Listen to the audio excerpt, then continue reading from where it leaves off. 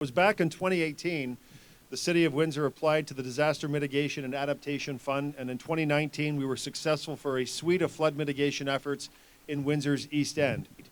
The DMAF program operates on the principle of 60-40 percentage funding split, with 60% of the cost being funded by the municipality and 40% by the federal government. In 2019, it was estimated that the total project cost would be about $90 million. However, since that time, costs have increased dramatically due to construction price inflation. In fact, some bids that we have put out and the tenders that we have put out have come back at more than 100% above the budgeted amount. Today, the total cost for all 16 of our DMAF funded projects is anticipated to be more than $176 million. City of Windsor administration has been in discussions with the federal government and Infrastructure Canada, who have stated they intend to download these additional cost pressures onto municipal taxpayers. In short, the federal government is refusing to adhere to the 60-40 split. We are not asking for a free lunch here. The City of Windsor is prepared to keep to the original funding split and increase our local share by an additional $61 million.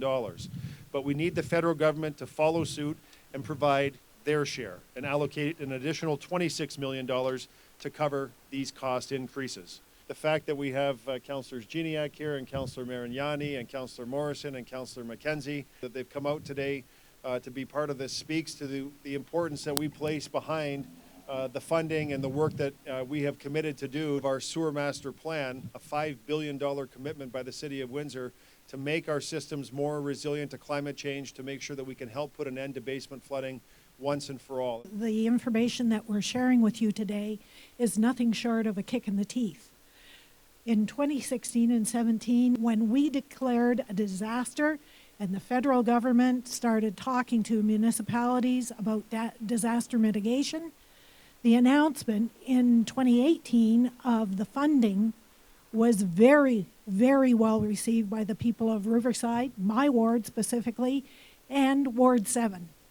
Without all of the projects being finished, nothing is going to work.